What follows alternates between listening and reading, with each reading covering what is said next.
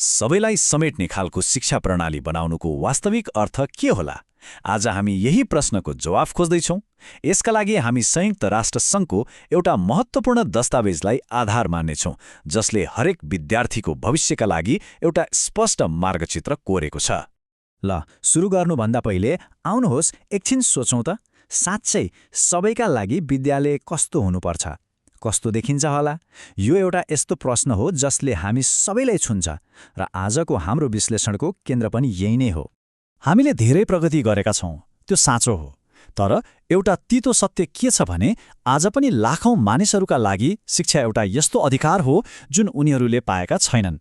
खास गरी अपाङ्गता भएका व्यक्तिहरूले शिक्षा हासिल गर्न अझै पनि गम्भीर चुनौतीहरूको सामना गरिरहनु परेको छ। हाम्रो आजको यात्रामा हामी यी 5वटा महत्त्वपूर्ण विषयहरूमा केन्द्रित हुनेछौँ। शिक्षा किन एक मौलिक अधिकार हो? समावेशिताको साँचो अर्थ के हो? यसलाई लागू गर्ने खाका कस्तो हुन्छ? सिद्धान्तलाई वास्तविकतामा कसरी बदल्ने र अन्तमा यसले एउटा राम्रो संसार बनाउन कसरी मद्दत गर्छ? ल, सुरु गरौँ। हाम्रो पहिलो खण्ड हो एक मौलिक मानव अधिकार। यहाँ हामी कल्याणकारी दृष्टिकोणबाट अधिकारधारकको दृष्टिकोणमा भएको ऐतिहासिक परिवर्तनलाई केलाउनेछौँ। अधिकारधारक हुनुको अर्थ के हो त? यो भनेको शिक्षा कसैले दया वा सहयोगमा दिने कुरा होइन, यो त हरेक व्यक्तिको कानुनी हक हो। संयुक्त राष्ट्रसङ्घको महासन्धिले यही कुरालाई स्थापित गर्छ। शिक्षा परोपकार होइन, यो भेदभाव बिना पाउनुपर्ने अधिकार हो। यो सोचाइमा आएको एउटा निकै ठूलो फड्को हो। अनि यो मुद्दा कति महत्त्वपूर्ण छ भनेर बुझ्नको लागि संयुक्त राष्ट्रसङ्घको दिगो विकास लक्ष्य नम्बर 4 लाई हेरे पुग्छ। यो लक्ष्यले सबैका लागि समावेशी र गुणस्तरीय शिक्षा सुनिश्चित गर्ने कुरामा जोड दिन्छ। यसले के स्पष्ट पार्छ भने समावेशी शिक्षा केवल केही व्यक्तिको लागि मात्रै होइन, यो त विश्वव्यापी विकास र शान्तिपूर्ण समाज निर्माणकै एउटा आधार हो। अब दोस्रो खण्डमा जाउँ, समावेशिताको वास्तविक अर्थ के हो र यो एउटै कोठामा सँगै हुनु मात्रै होइन, त्योभन्दा धेरै हो। साँचो समावेशिताको लागि त प्रणालीमा नै आधारभूत परिवर्तन आवश्यक पर्छ।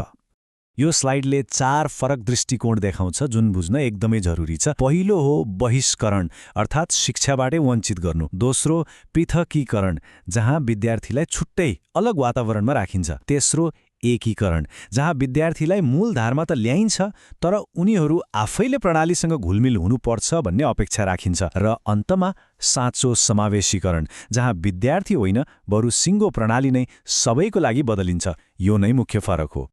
भनेपछि समावेशीकरण एउटा प्रक्रिया हो जहाँ पुरै प्रणालीमा सुधार गरिन्छ। यसको मतलब हो पाठ्यक्रम, पढाउने तरिका र विद्यालयको संरचना नै सबैको आवश्यकता र रोजाइ अनुसार परिवर्तन गर्नु। त्यसैले विद्यार्थीहरूलाई मूलधारका कक्षामा राख्दैमा मात्र समावेशीकरण हुँदैन, प्रणाली नै समावेशी हुनुपर्छ। ल, अब तेस्रो खण्डमा हेरौँ समावेशीकरणको खाटा।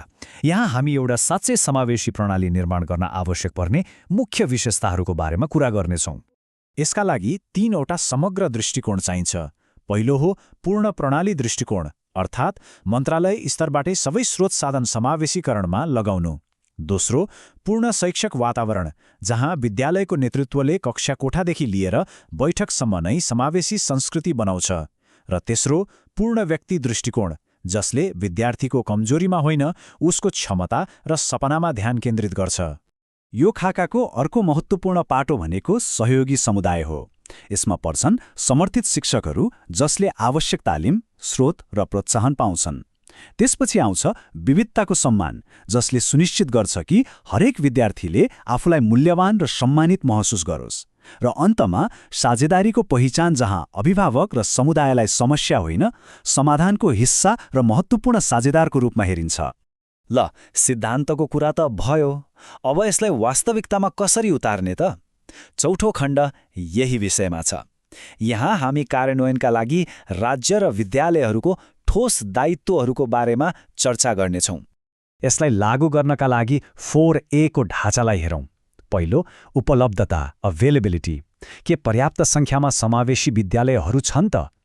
दोस्रो, पहुँच एक्सेसिबिलिटी, के भवन, पाठ्यक्रम र सञ्चार जस्ता कुराहरू सबैको लागि सहज छन्? तेस्रो, स्वीकार्यता एक्सेप्टेबिलिटी, के शिक्षाले सबैको संस्कृति र आवश्यकतालाई सम्मान गर्छ? र चौथो, अनुकूलनशीलता एड्याप्टेबिलिटी, के पाठ्यक्रम हरेक विद्यार्थीको लागि लचिलो छ? अनुकूलनशीलताको एउटा मुख्य तत्त्व हो universal design for learning, UDL. यो भनेको के हो भने कुनै पनि कुरालाई सुरुदेखि नै सबैका लागि सोचेर डिजाइन गर्नु। जस्तै एउटा पाठलाई लेखेर मात्र होइन, अडियो र भिडियोमा पनि उपलब्ध गराउनु। यसले सुरुदेखि नै सिकाइलाई सबैका लागि लचिलो बनाउँछ, पछि गएर मिलाइरहनु पर्दैन। र यहाँ एउटा एकदमै महत्त्वपूर्ण कानुनी सिद्धान्त छ। उचित आवास वा रिजनेबल अकोमोडेसनको व्यवस्था गर्न अस्वीकार गर्नुलाई भेदभाव मानिन्छ र यो पछि गरौँला भनेर पन्छाउन मिल्ने दायित्व होइन, यो त तुरुन्तै लागू हुनुपर्ने कर्तव्य हो। र अब हामी आइपुगेका छौँ हाम्रो अन्तिम खण्डमा, एक राम्रो संसारको लागि शिक्षा। आखिर समावेशी शिक्षा किन सबैका लागि आवश्यक छ? यो खण्डले शिक्षाको अधिकारलाई मानवता र समाजको बृहत्तर लक्ष्यहरूसँग जोड्नेछ। त्यसो भए समावेशी शिक्षाको अन्तिम लक्ष्य के हो त? यो केवल किताबी ज्ञान मात्रै होइन, यो त व्यक्तिको पूर्ण क्षमता र आत्मसम्मानको विकास गर्नु हो, मानव अधिकार र विविधताप्रतिको सम्मानलाई बलियो बनाउनु हो, र अन्ततः मानिसहरूलाई समाजमा पूर्ण रूपमा सहभागी हुन र गरिबीको चक्रबाट बाहिर निस्कन सक्षम बनाउनु हो। यो कुरालाई संयुक्त राष्ट्र समितिको एउटा भनाइले एकदमै राम्रोसँग समेट्छ। समावेशी शिक्षा, समावेशी, शान्तिपूर्ण र निष्पक्ष समाजको विकासको केन्द्रमा छ।